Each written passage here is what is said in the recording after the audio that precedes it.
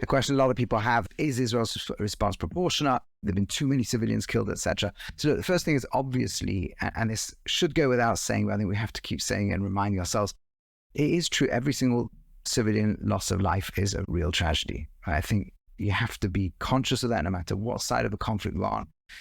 And by the way, military losses are also quite tragic. Yes, hopefully most normal people want the Hamas to be completely wiped out. And if they don't surrender, then they might have to be killed. There's no other way to save the world, save millions of people. But at the same time, there's still families that suffer as a result. There's still children who grow up as orphans. War is horrible. It should always be a last resort. Now, that said, let's go back to this conflict. Okay, so what is a proportional response? Well, what's proportionate? So someone will say, well, Hamas only killed 1,400 Israelis, so proportional response should have something like that. That's a ludicrous argument. It's a natural ludicrous argument. Why is it natural? Why is it ludicrous? Natural is proportion, isn't that a word for equal? But that's not actually what it means in legal terms. If you think about it for 2 minutes, that would be a ridiculous response. Let's take September 11th. Al-Qaeda flew planes into the Twin Towers. 3,000 Americans were killed. The proportional response was not for America to go and kill 3,000 Al-Qaeda fighters. What's it got to be proportionate to when you set a response? What's the threat they pose? What could happen if you do nothing? And the answer in America's case is they could do more and more and more. And hundreds of thousands of people could eventually be killed, or maybe millions of people could be killed, or maybe whole countries could get taken over. You're looking at people who are committed, in the case of Al-Qaeda, to really overthrowing Arab governments, Muslim governments, Western governments, and to cause as many civilian losses in the way. Proportionate is to destroy the whole of Al-Qaeda. How many fighters Al-Qaeda at the time around the world? I don't know, 100,000. You've got to destroy the lot. Now, you'd have to kill all 100,000 if you can get rid of the leadership, get people to say, okay, we don't want to be part of this anymore. But you've got to cripple the entire ability of that movement of hundreds of thousands of people. You've got to be able to destroy their ability to cause harm. That's the proportionate response. So the proportionate response in Gaza is the destruction of Hamas. Hamas did not pose a threat to 1,400 Israelis. Their attempt that day to go in and kill 10,000 Israelis. And if they remain intact at the end of this war, they're going to do this again on bigger scales. And they're going to have recruit jihadi groups all around Israel that have similar ideology to go and do more and worse. And they are a threat directly to 8 million Israelis. Right? That's who they're a threat to. The only proportionate response, and the only one I've heard from anybody who doesn't just want Israel to be destroyed, the only proportionate response that anyone can think of who cares about the maintenance and survival of Israel is the destruction of Hamas.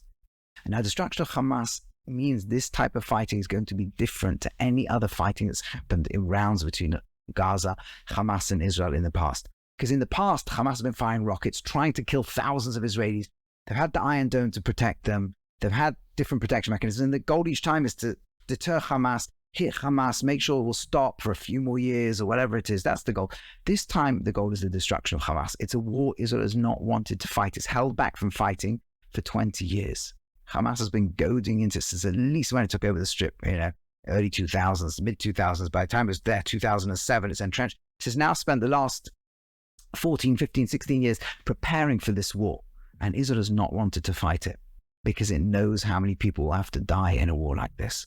But at the end of the day, the destruction of how many Hamas fighters are, I don't think anybody knows, between 40,000 and 80,000. There's a lot of these fighters in there. And most of them are willing to die.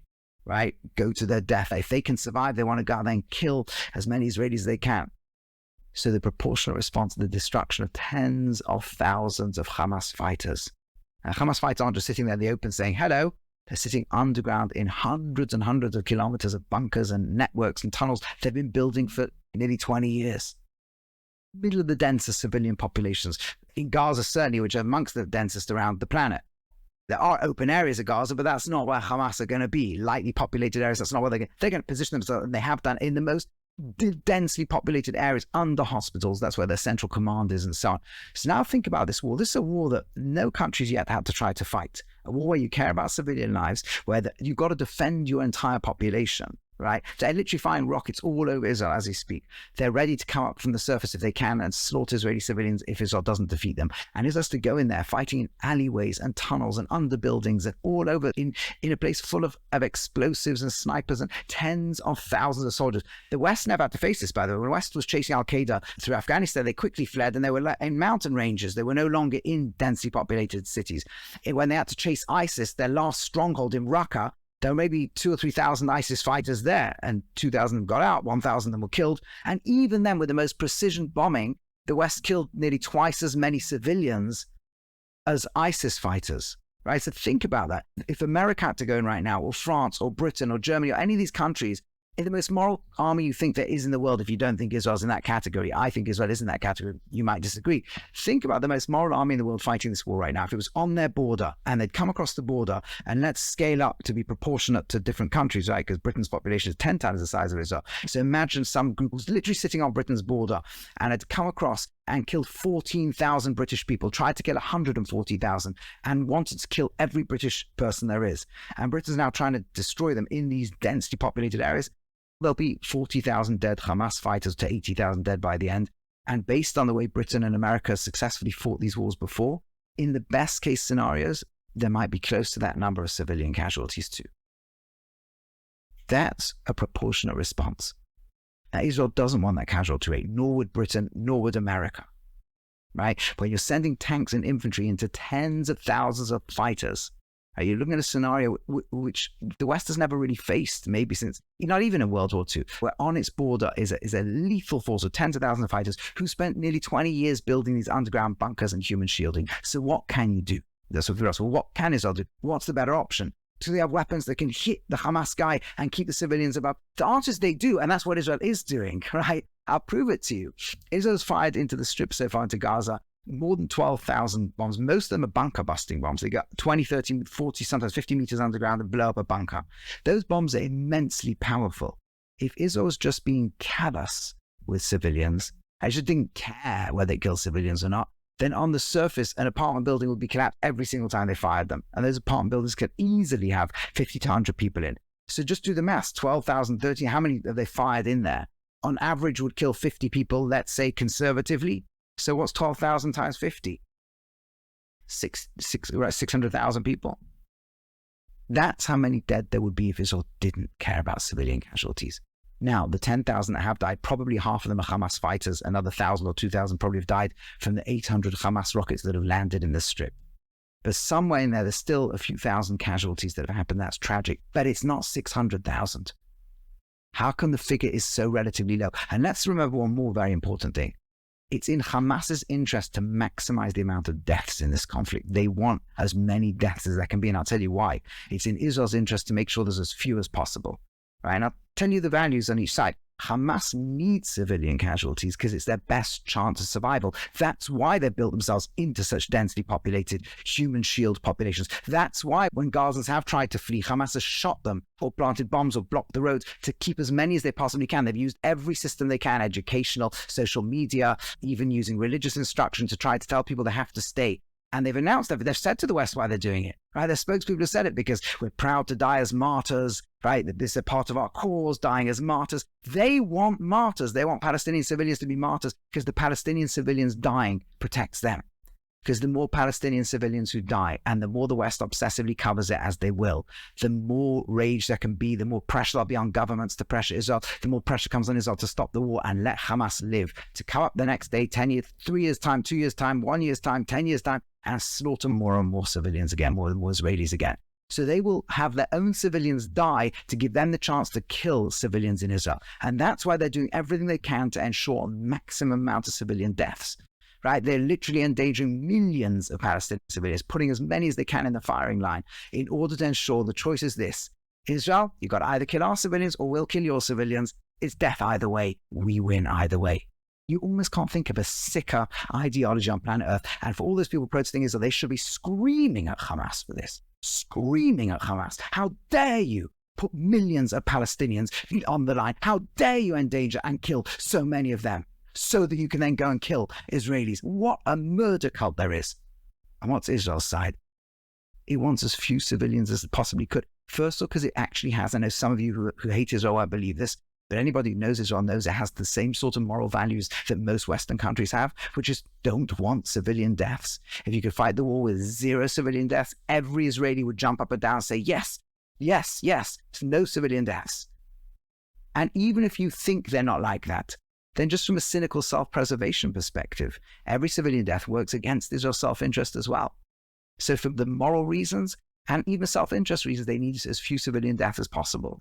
But to destroy Hamas, if Hamas is holding civilians there, it's not possible that there won't be civilian deaths. As you're sending tanks and troops deep in, if they ambush you from somewhere, you got to hit them. If they've left civilians in that building, civilians will die. So what's Israel done? Its primary strategy has been to get as many civilians out of northern Gaza as possible. It's true the civilians can't get out of Gaza. Egypt won't let them into Egypt, and they're not going to come into Israel. So what Israel's done is divided the strip into two, which militarily is not a good move. Militarily, it's a huge risk, because what you've basically said is go on Hamas, and they've probably put tons of their fighters into the south, moved weapons and equipment into the south. They know Israel's not going to make its main attacks there. Obviously, the fire rocket is all hit back there, but generally speaking, it's not going to make its main attack there for now. It's now going to the north, so it's moved the civilians as many as they can. And Hamas has said to all the civilians they're not allowed to move. They've tried to block the roads. They've tried to shoot them. Israel's actually now on the Saladin road fought to gain control over both sides so that civilians can come through. And it's hugely risky, because some of those civilians can be disguised Hamas fighters. Some of them can try and attack Israeli troops, but they're doing it to get the maximum amount of civilians out. And this is something everybody watching this conflict should appreciate. Israel's managed to get 800,000 out of the 1.1 million civilians who effectively been held hostage in Gaza City. Israel's managed to get 800,000 of them out. Now imagine you're doing a hostage rescue operation and you had 1,100 hostages, let's say, being held by 40 to 80 terrorists, and you've managed to get out of those 1,100, right, 800 of them out. You would say that's amazing, right? That's what Israel's done. They've rescued 800,000 Palestinians from the grip of Hamas. They're working every day to get more and more out. Hamas is working to keep more and more of them in. Some of them might want to stay voluntarily. Some of them may share Hamas's ideology, but a lot of them would like to get out if they can. And Israel's trying to open up more and more safe corridors to get them out. That's the best thing you could do. But in the meantime, even the rockets it is firing, it's very clear that Israel's trying to miss civilians. Otherwise, there's no way to get 12,000 rockets of that power in there. And instead of killing 600,000, there's only a few thousand deaths. Now, a few thousand is a few thousand too many. It is a tragedy. I'm not belittling those deaths, and we should cry over every single one of them. But let's understand, in this conflict, one side wants to put hundreds of thousands of Palestinians to death, basically. Here you go. You stand and shield us. If Israel doesn't hit you, we'll go and kill them. If they do kill us, they'll kill you. They want hundreds of thousands of death in the most horrific death cult known to human civilization, I think. You can put in the comments if you know another death cult as wild and crackerjackers and horrific as Hamas. And on the other side are the people fighting for life of both sides, who've managed to evacuate as many civilians as possible, who instead of 600,000 deaths in their bombing campaign, have made only a few thousand too many, but as close to zero as they can. And that's the proportionality we need to think about when we think about this conflict. I'm not saying it's good. War is gruesome. War is horrific. And we must pray for the civilians of all sides. We must pray for the safety of the heroic soldiers of Israel going in there. They should be successful in not killing civilians and killing and destroying as much of Hamas as possible. Maybe even pray that all the Hamas wake up one day and just say, hey, let's change our ways so they don't need to die in this conflict either. We pray for peace and we pray for an end to all war.